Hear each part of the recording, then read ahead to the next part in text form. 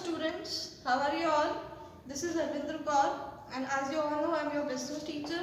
So today we are going to understand about the form of organizing public sector enterprises. This is given in on the page number 57 in your NCERT book. So let us start it.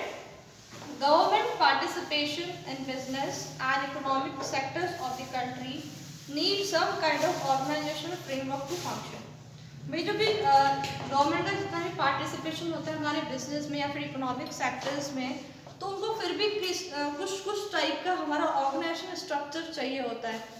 हम कुछ भी type का business करें लेकिन हमारे वहाँ पे proper तरीके से हमारे एक ऑर्गेनाइजेशन सेटअप होनी चाहिए, हमारा प्रॉपर बिजनेस सेटअप होना चाहिए, हमारा पूरा प्रॉपर तरीके से एक हमारे इन्वॉल्वमेंट हमारे बिजनेस में होना चाहिए हर एक एक्टिविटीज़ के अंदर. You have studied about the forms of business organization in the private sector. ठीक है, आपने पढ़ा था अपन की ऑलरेडी हम सेकंड चैप्टर में पढ़ चुके हैं. प्राइवेट सेक्टर में देखो क्या क्या होता है. सोल प्रोप्राइटरशिप होता है, पार्टनरशिप होता है, joint into family business, cooperative societies, company में दो टाइप्स की होती है, पब्लिक एंड प्राइवेट, और हमारी होती है एक मल्टीनेशनल कॉर्पोरेशन. ये सब हमारे कौन से सेक्टर में आते हैं, हमारे प्राइवेट सेक्टर में आते हैं. इन द पब्लिक सेक्टर, लेकिन हम पब्लिक सेक्टर की बात करें, as it grows an important question arises in respect to how it is to be organised और what form of organisation is to be it should take. लेकिन हम हमारे public sector की बात करें तो जैसे जैसे ग्रो करता है पब्लिक सेक्टर, तो हमारे माइंड में क्वेश्चन आता है कि नहीं इसको किस तरीके से हम इसको मैनेज करेंगे, हम क्या क्या एक्टिविटीज़ करें और हमें हमारे ऑर्गेनाइजेशन को डेवलप करने के लिए हमें क्या स्टेप लेनी चाहिए. The organization has a major role to play in the formation of the public sector. Public sector में मेजर रोल किसका होता है, गवर्नमेंट का. गवर्नमेंट ही इन्वेस्टमेंट करती है, गवर्नमेंट ही मैनेजमेंट करती है, और सारी एक्टिविटीज़ में गवर्नमेंट ही पार्टिसिपेट करती है, और गवर्नमेंट ही लाइबल रहती है हर सब अकाउंट्स के लिए, ऑडिट के लिए, हर चीज़ के लिए क्या होती है, गवर्नमेंट ही लाइबल रहेगी. But the government acts towards people, लेकिन गवर्नमेंट क्या करती है, काम तो करती है लेकिन किसके थ्रू करती है, पीपल्स के थ्रू. ठीक है, it offices employees and they take decision on behalf of the government. ठीक है, मानते हैं कि पब्लिक सेक्टर में एम्प्लॉयज भी होते हैं, ऑफिसर्स भी होते हैं, पीपल्स भी होते हैं. they have to be work in the organization or in the public sector organization, but they should be work according to the government. ठीक है, गवर्नमेंट का जो भी डिसीजन होगा they have to work according to it. Okay, for this purpose public enterprises were formed by the government to participate in the economic activities of the country. तो जितनी भी activities होती है हमारे ऑर्गेनाइजेशन में, they will be participate but they would work according to the government. Okay, they are expected to contribute to the economic development. ठीक है, वो contribute करेंगे कि अभी हमारा इकोनॉमिक डेवलपमेंट हो, हमारी पूरी कंट्री का डेवलपमेंट हो. ठीक है, और द कंट्री टुडे लिबरलाइज मतलब क्या होता है, हमको फ्रीडम है. आज हम लोग क्या है, इंडिपेंडेंट है, आज हम लोग क्या फ्रीडम है कि हम कुछ भी कर सकते हैं, हमें कोई रोक टोक नहीं है. ठीक है, हमारी इंडिया भी क्या एक लिबरलाइज कंट्री है. ठीक है, competitive world. These public enterprises are owned by the public and are accountable to the public through the parliament. भाई ये क्या है, पब्लिक सेक्टर के जितने भी एंटरप्राइजेस हैं, ठीक है, ये हमें कहाँ से आए, हमारी पब्लिक से, हमारे पब्लिक सेक्टर से ही आए हैं. ठीक है, हमने इनको ओन किया है, हमने इनको मैनेजमेंट करने के लिए रखा है. ठीक है, और ये क्या करेंगे, ये जो काम करेंगे हमारे जो गवर्नमेंट जो हमें प्रोविजन बताए हैं, जो एक्ट्स बताए हैं, दी क्या करेंगे, ये उसके अकॉर्डिंग ही वर्कआउट करेंगे. अपने आप से ही लोग अपने तरीके से काम नहीं कर सकते. They are characterised by public ownership, public funds being used for its activities and public accountability. ये जो पब्लिक सेक्टर होता है, ये क्या होता है, पब्लिक के लिए बेसिकली क्या होता है, ये लाइबल रहेगा कि पब्लिक को अगर मान लीजिए कोई उनको कुछ चाहिए कि भाई हमको अकाउंट्स दिखाओ, भाई आपकी जो कंपनी है वो किस तरीके से आप लोग काम कर रहे हैं, आप लोग कितने प्रॉफिटेबल में हैं, तो ये पब्लिक के लिए क्या रहेंगे, लाइबल रहेंगे, क्योंकि यहाँ पे क्या हमारा पूरा का पूरा जो हमारा फंड्स अवेलेबल होता है हमें पूरा पब्लिक से ही होता है. फिर होता है public enterprise may take a particular form of organization depending upon the nature of its operation and the relationship with the government. जो पब्लिक एंटरप्राइज होते हैं, ठीक है, वो पर्टिकुलर फॉर्म ऑफ ऑर्गेनाइजेशन बना सकते हैं, लेकिन डिपेंड करता है भी नेचर, वे किस टाइप के नेचर का आप काम करना चाहते हैं, आपका बिजनेस का नेचर किस टाइप का है। ठीक है, the suitability of the particular form of organisation would depend upon its requirement. भाई मान लीजिए आपके पास अगर थोड़ी बहुत कैपिटल आपके पास इन्वॉल्व है तो आप क्या कर सकते हैं, छोटा मोटा बिजनेस आप स्टार्ट कर सकते हैं। वो डिपेंड करता है आपके बिजनेस का नेचर के ऊपर, वो डिपेंड करता है कि आपके पास कितना कैपिटल है, आपके पास कितनी रिक्वायरमेंट है उस बिजनेस को सेटअप करने के लिए। At the same time, in accordance with general principle, any organisation in the public sector, कोई भी ऑर्गेनाइजेशन है पब्लिक सेक्टर में, should ensure organisational performance, productivity and quality standard. भाई कोई भी टाइप की पब्लिक सेक्टर की ऑर्गेनाइजेशन है तो उन्हें ध्यान रखना पड़ेगा कि जो भी हम प्रोडक्ट सॉल्व कर रहे हैं, जो भी हम प्रोडक्ट बना रहे हैं, वो गुड क्वालिटी का होना चाहिए, स्टैंडर्ड क्वालिटी का होना चाहिए। अब the form of organisation which a public enterprise may take are as follows. Public sector के देखो 3 अंडरटेकिंग्स हैं, ठीक है, 3 ऑर्गेनाइजेशन है। सबसे पहला है departmental undertaking, after that statutory corporation and the third is government company. So first one है departmental undertaking. This is the oldest and most traditional form of organizing public enterprises। ठीक है, सबसे oldest और बहुत famous organization है हमारे public sector का। These enterprises are established as department of the ministry and are considered part or an extension of the ministry itself। ठीक है, ये जो डिपार्टमेंट से कैसे इस्टेब्लिश होते हैं, डिपार्टमेंट ऑफ द मिनिस्ट्री में हमारे मिनिस्टर होते हैं, हमारे जो मिनिस्टर्स होते हैं, गवर्नमेंट के जो मिनिस्टर्स होते हैं, उनका पूरा का पूरा इन्वॉल्व होता है डिपार्टमेंटल अंडरटेकिंग में। पूरा का पूरा जितने भी मैनेजमेंट के पार्टिसिपेशन होता है, सबको सब कौन देखता है, हमारे डिपार्टमेंट ऑफ मिनिस्ट्री ही देखते हैं। और अगर मान लीजिए कि हमने हमारे ऑर्गेनाइजेशन को बढ़ाना है, एक्सटेंड करना है, तब भी यहाँ पे कौन देखेंगे, हमारे मिनिस्टर्स ही देखेंगे। The government function through the department and the activities performed by them are an integral part of the functioning of the government। भाई ये सारे डिपार्टमेंट में जितनी भी एक्टिविटीज होंगी, ठीक है, उसका पूरा का पूरा इन्वॉल्व किसका रहेगा, गवर्नमेंट का ही होगा। पूरे के पूरे सारे फंक्शंस कौन देखेंगे, हमारी गवर्नमेंट ही देखेगी। They have not been constituted as autonomous। autonomous का मीन्स क्या होता है, इंडिपेंडेंटली। ये जो डिपार्टमेंट है, ठीक है, यहाँ पे जो पीपल्स है, जो एम्प्लॉयज है, वो अपने अकॉर्डिंग वर्क नहीं कर सकते, इंडिपेंडेंटली होकर वर्क नहीं कर सकते।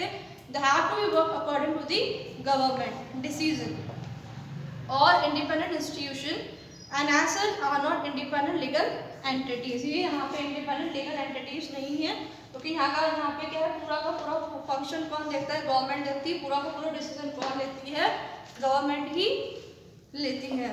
The act through the officer of the government. ठीक है, ये किसके अकॉर्डिंग वर्क करेंगे, जो हमारे ऑफिसर्स बोलेंगे, गवर्नमेंट के जो ऑफिसर्स बोलेंगे, ये उसके अकॉर्डिंग ही वर्कआउट करेंगे। And its employees are government employees. और इस डिपार्टमेंट में जो भी एम्प्लॉइज रहेंगे वो गवर्नमेंट एम्प्लॉइज ही रहेंगे।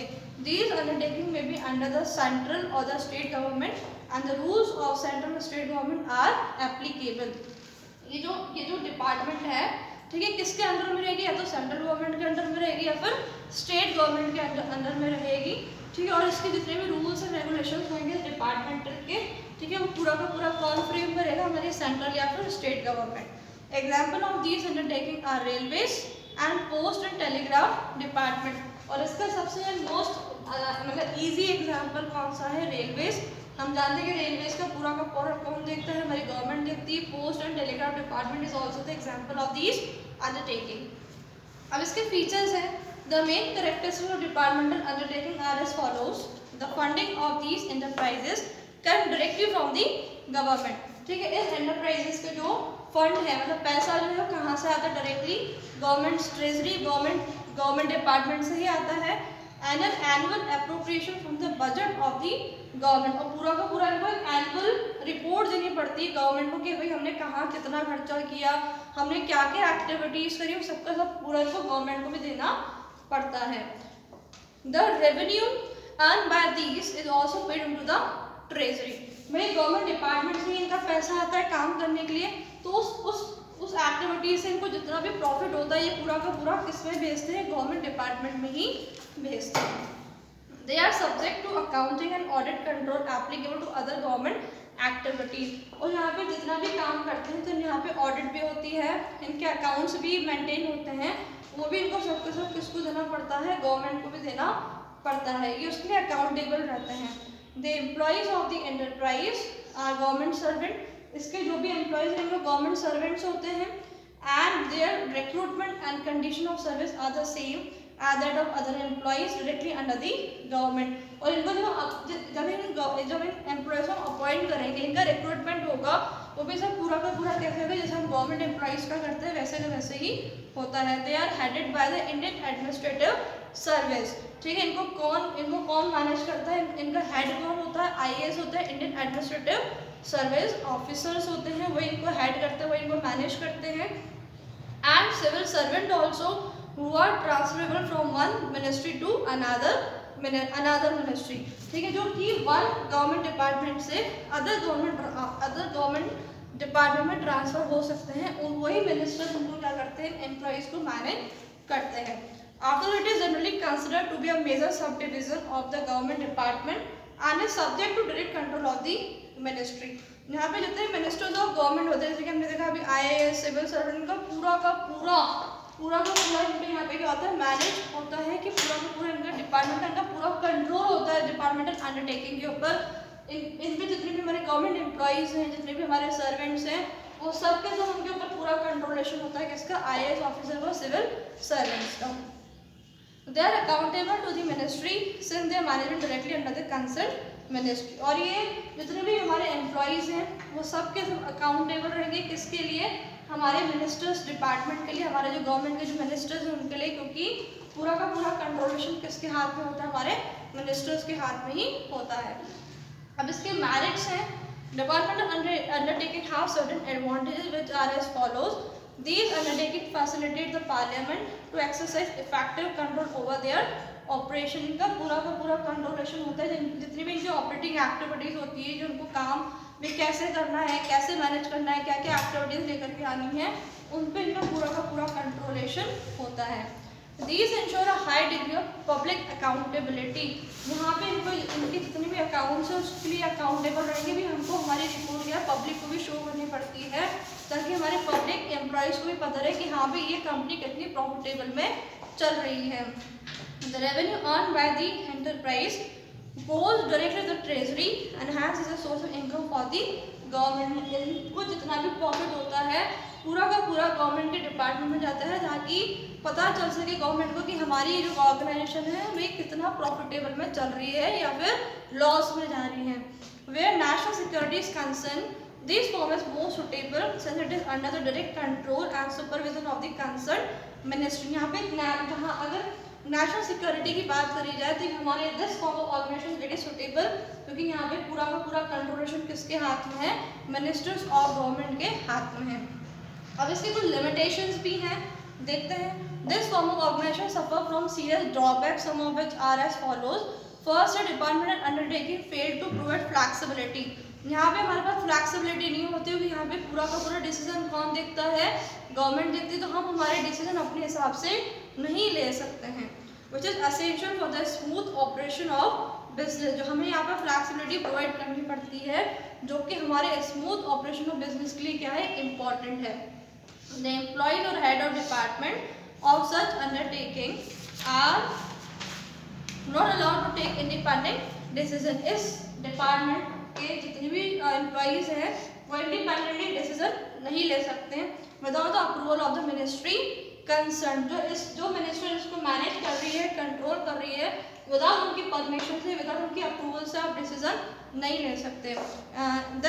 This leads to delays in matters where prompt decision are required. अगर मान लीजिए इस ऑर्गेनाइजेशन में एम्प्लॉयज़ को जल्दी से कोई डिसीजन लेना है तो वो लोग नहीं ले सकते, क्योंकि यहाँ पे हमें अप्रूवल लेनी पड़ेगी हमारे मिनिस्टर्स की। After that these enterprises are unable to take advantage of business opportunity. यहाँ के जो एंटरप्राइजेज हैं, यहाँ के जो एम्प्लॉयज़ हैं, बिजनेस अपॉर्चुनिटीज़ को ग्रैब नहीं कर सकते, ठीक है, क्योंकि यहाँ पे ये क्या है, अपने अकॉर्डिंग वर्क नहीं कर सकते हैं। The bureaucrats over caution. Bureaucrats एक तरीके का होता है, एक सिस्टम होता है जहाँ पे पूरा का पूरा डिसीजन कौन देखता है, हमारे मिनिस्टर्स ही देखते हैं। And conservative approval does not allow them to take risky venture. भाई यहाँ पे क्या हमें अप्रूवल लेनी पड़ेगी हमारे मिनिस्टर की, हमारे स्टेट ऑफिसर्स की। तो इसलिए यहाँ पे क्या है, हमारे किसी भी अपॉर्चुनिटी को ग्रैब नहीं कर सकते, उसको हम नहीं कर सकते कि हाँ भाई ये हमारे मार्केट में एक नया प्रोडक्ट आया तो उसको हम ग्रैब कर लें, इस अपॉर्चुनिटी को ग्रैब कर लें। ये ऐसा नहीं कर सकते क्योंकि बिना अप्रूवल के काम नहीं करेंगे, बिना इनका कोई भी डिसीजन या गवर्नमेंट से, मिनिस्टर से पूछ के कुछ भी नहीं कर सकते हैं।